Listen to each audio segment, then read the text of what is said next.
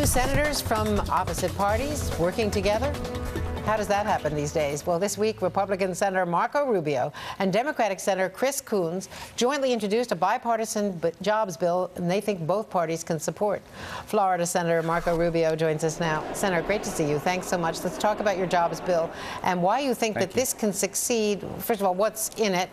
I know you've got R&D tax credits and other credits, and I want to know how you intend to pay for it, and why you think this can get passed when nothing else has. Well, a couple things. What we did is we basically sat down and found stuff that was in the president's jobs bill, the stuff that came out of the president's council, and bills that were, ideas that were in the Republican plan.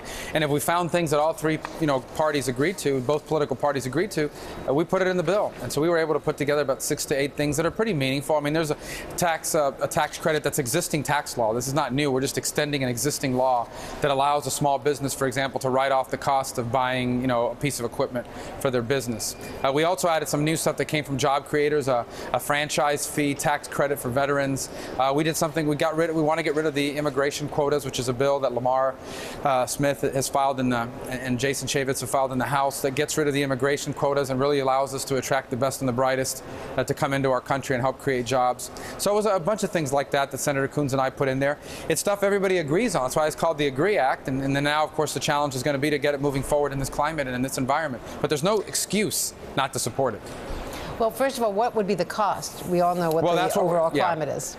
Well, we don't. Obviously, it's going to be a lot less than some of the other jobs bills that have been thrown around because it's narrowed in scope.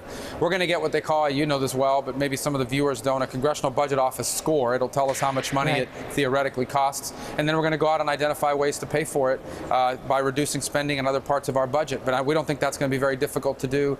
And then we're going to try to get as many co-sponsors on board as possible and really get something going. Look, we don't pretend that this bill is going to solve all of our job creation problems, but I think it's desperately important for Americans to look to Washington and have some good news about the ability of our parties to work together. I mean, they don't understand, and rightfully so, why do we fight over the things we agree on? It doesn't make a lot of sense to them, and it doesn't make a lot of sense to me or Senator Coons either.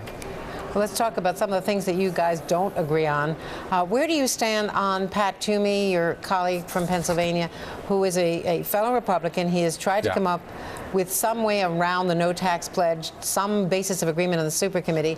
And now we hear from Luke Russert that 72 House Republicans have signed a letter, circulating a letter today saying they won't go for any of that.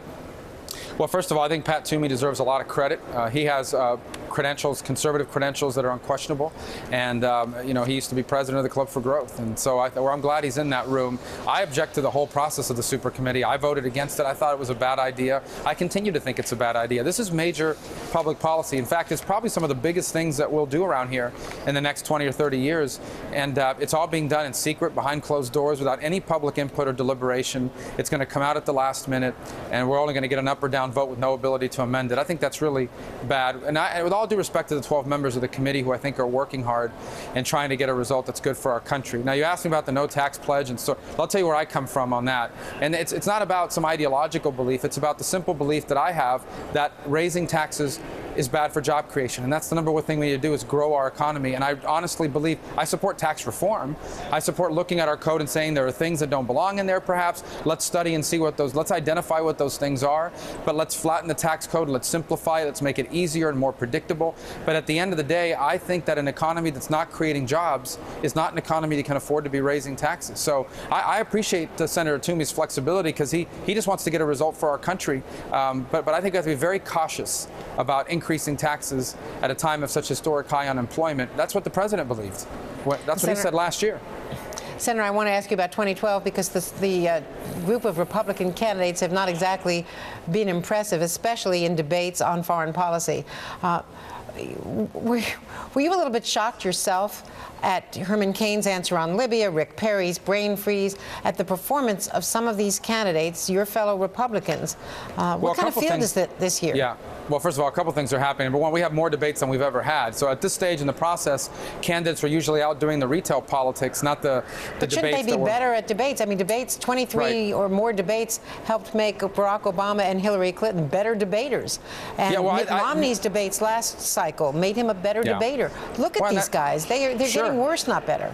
Well, first of all, what you've outlined is absolutely right. I mean, with Mitt Romney's case, he ran 4 years ago, and you see the benefits of having run before. I think these candidates will be the first ones to admit that they have to improve their answers. I'm sure they're working hard to do that.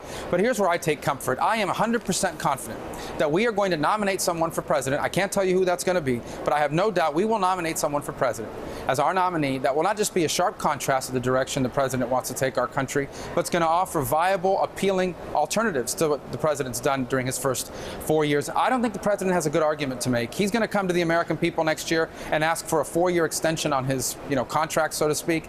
And I think he's going to have a tough time making the argument when everything in America has gotten worse under his watch. Do you think that Herman Cain or Rick Perry, from their performance so far, or Michelle Bachmann, can go up against Barack Obama one-on-one and win a general election? I think they would tell you. I think all these candidates, including Mitt Romney, and including, I'm not a candidate for president, but all of us can get better at what we do. And I think they would tell you that there are things that have happened in the debate that they want to improve upon. But what I know is that they're going through the process of doing that. That not only are they meeting and talking about these issues, they're interacting with voters and gaining knowledge that way as well. And what I'm confident of is that from that group of people, we are going to have a nominee that's going to be able to beat the president in November of next year. Marco Rubio, thank you very much. Thanks for being with us. Thank you.